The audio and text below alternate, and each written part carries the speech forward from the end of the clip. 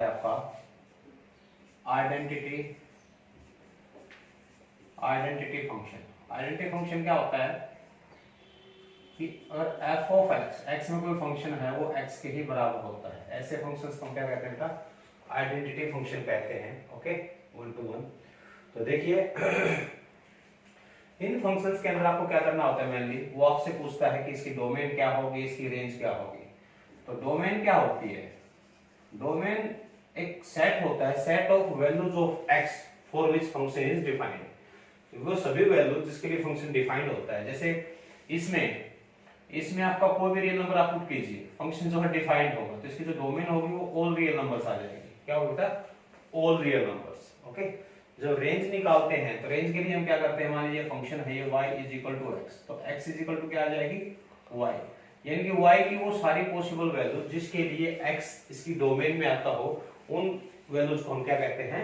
Range कहते हैं। तो क्योंकि ये आइडेंटिटी फंक्शन है, x इक्वल टू y है, तो for each real y x भी रियल होगा, तो रेंज भी ऐसे फंक्शन की क्या आएगी?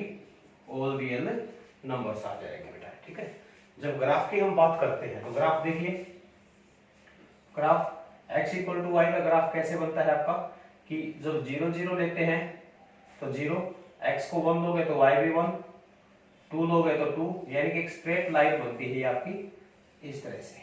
ओके, ये जो है इसका ग्राफ आएगा आइडेंटिटी फंक्शन का।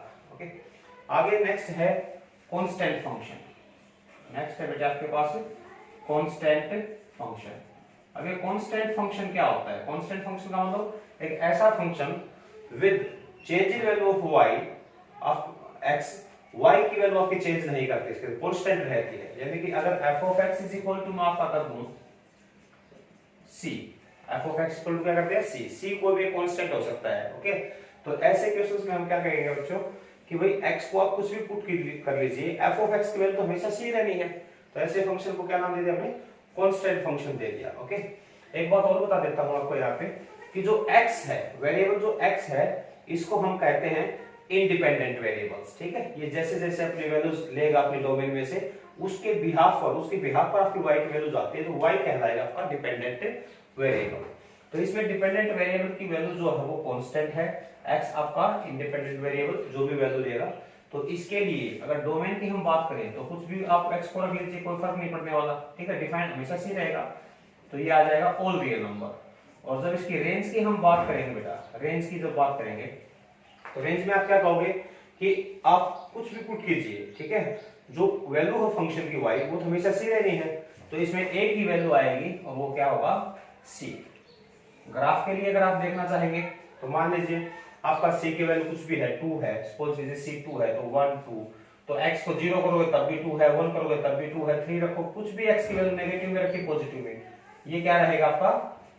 एक पैरेलल लाइन आ जाएगी, parallel to x axis. Okay, यानी कि y is equal to something c, ये इसका ग्राफ बनेगा। ठीक है, इसके बाद आगे है लीनियर फंक्शन।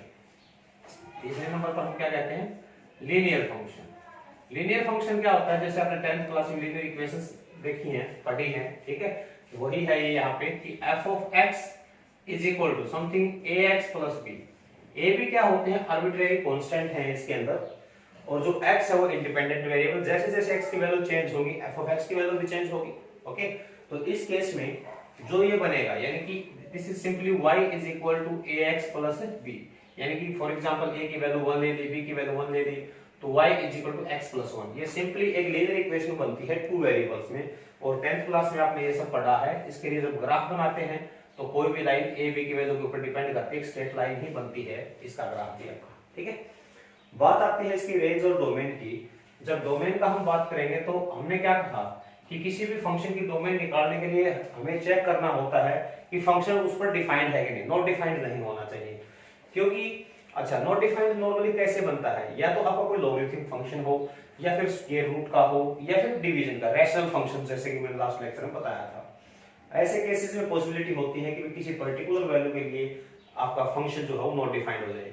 लेकिन जो सिंपली ये लीनियर फंक्शंस हैं, आइडेंटिटी फंक्शन है, इनमें जो है x को कुछ भी रखिए, y आपकी कोई ना कोई रियल नंबर देगा with the value of x from any real number. ठीक है, y इज आल्सो रियल। तो इसकी जो डोमेन होगी, डोमेन जो होगी बेटा वो ऑल रियल नंबर्स आ जाएगी, और जो रेंज होगी वो भी क्या आएगी आपकी ऑल रियल नंबर आ जाएगी। ठीक है, ये है आपका। उसके बाद आपके है पास है कि फोर्थ मान लीजिए एब्सोल्यूट या मॉडुलस फंक्शन। मॉडुलस फंक्शन क्या होता है कि f of x is equal to mod of x। इसका मतलब क्या होता है मोड ऑफ x का? ये कहता है कि x को आप कोई भी रियल नंबर रखिए, प्लस का माइनस का कुछ भी आप रखेंगे, लेकिन जो रिजल्ट जनरेट होगा वो हमेशा पॉजिटिव वैल्यू ही आएगी, यानी कि y क्या होगा बेटा हमेशा पॉजिटिव ही आएगा। तो इस केस में जो डोमेन की मैं बात करूं, डोमेन में हम न तो ये डिवाइड का है, ठीक है, यानी रेशियो फंक्शन भी नहीं है, स्क्वायर रूट का भी नहीं है, कोई आपका स्पेशल फंक्शन नहीं है जैसे मैंने बताया लॉगरिथम वगैरह।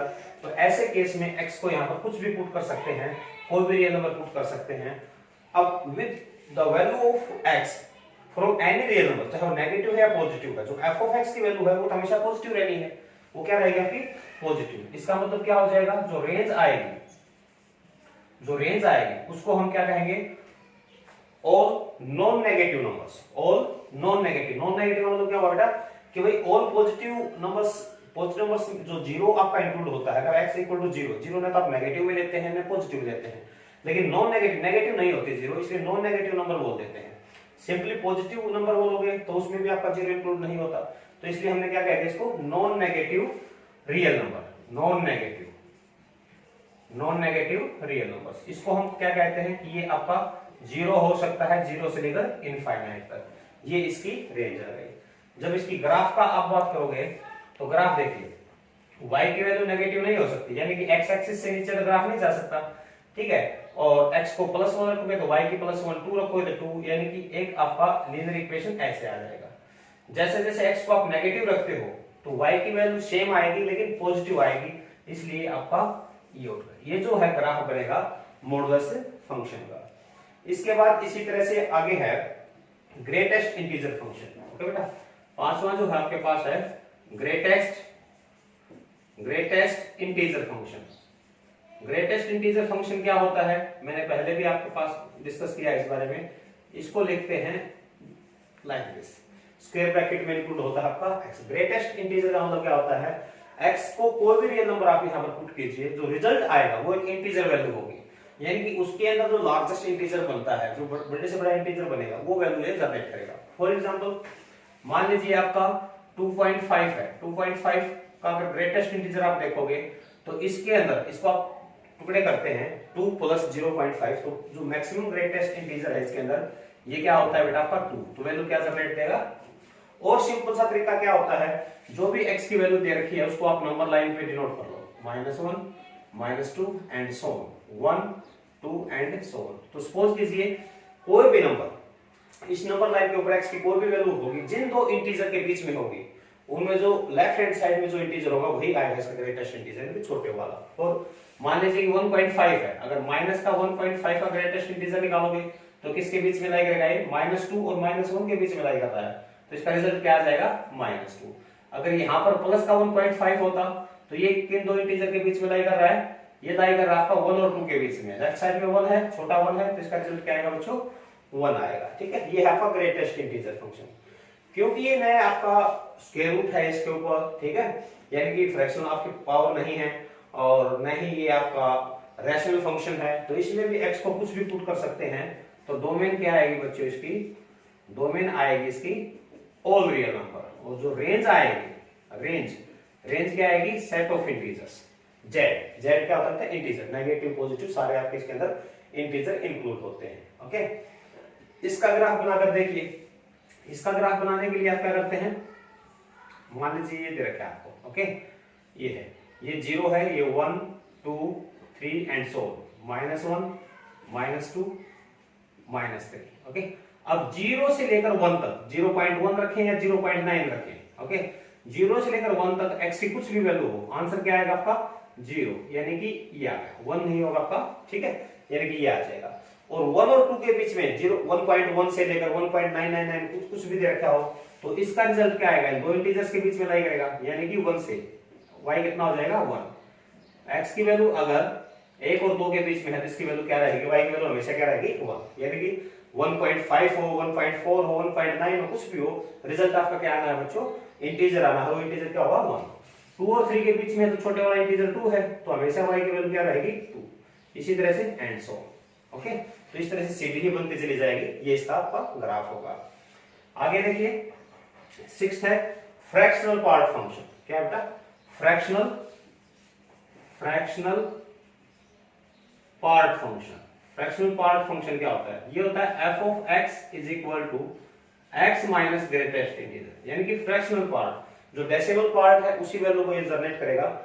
x को आप इंटीजर रखते हैं कोई भी, तो integer minus integer zero answer आ जाएगा।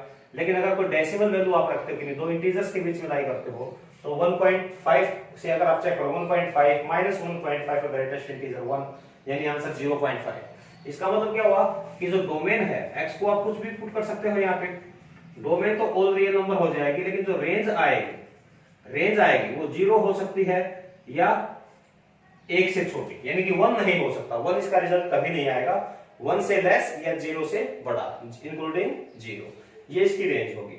जब आप इसका ग्राफ बनाएंगे, आप इसका, तो ग्राफ के लिए आप क्या करते हैं बेटा? देखिए ये कहता है कि मान लीजिए ये 0 है, ओके, ये आपका क्या है 1, ये क्या है 2। 0 से 1 के बीच में x की कुछ भी वैल्यू आप जनरेट करोगे, ठीक है, जैसे 0.9 ले लिए, 0.9 ग्रेटेस्ट इंटीजर तो उसका 0 ही रहेगा, तो जो भी वैल्यू आएगी वही आंसर हो जाएगा। यानी कि ये आपका 1 है, ये 2 है, तो 1 नहीं होगा, 0 से 1 तक उसकी सेम वैल्यू हो जाएगी। 1 और 2 के बीच में x की कोई भी वैल्यू रखते हो, 1.1 रखिए आप, 1.1 माइनस 1 0.1, यानी कि सेम आपकी यही, यानी कि एक इसकी वैल्यू हो नहीं सकती, ठीक है। इस तरह से आपका जो है ग्राफ बनता चला जाएगा, किसके लिए? फ्रैक्शनल पार्ट फंक्शन के लिए, ठीक है बेटा। ये रेंज हो गई, डोमेन हो गया। उसके बाद है सिग्नम फंक्शन होता है, ठीक है। सिग्नम फंक्शन से आप क्या समझते हैं कि एक ऐसा फंक्शन, ठीक है, जिसमें x की कोई भी वैल्यू पुट करे वो सिर्फ 3 ही रिजल्ट जनरेट करेगा आपके पास, ठीक है, यानी कि रैशनल नंबर्स के लिए और इरेशनल नंबर के लिए अलग अलग। देखिए यहाँ पे ये है आपका सिग्नम फंक्शन।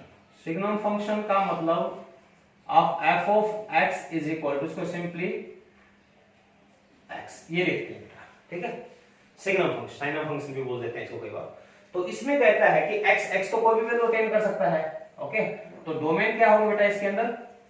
डोमेन होगी इसकी ऑल रियल नंबर्स, जबकि रेंज क्या आएगी वो देखिए मैं आपको बताता हूं। मैंने आपसे कहा कि अगर आपका जो भी फंक्शन है, जो भी आपका वैल्यू है x की, अगर वो आपकी पॉजिटिव है तो उसके लिए हम क्या कर देंगे?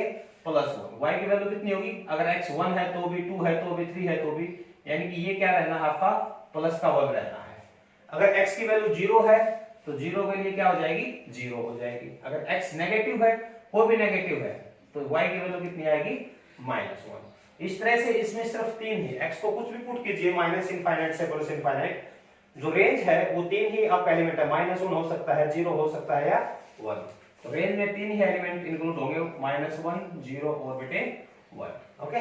ये क्या आपका साइनम फंक्शन। इसके बाद एक लास्ट है इसमें पावर फंक्शन। ये क्या है आपका?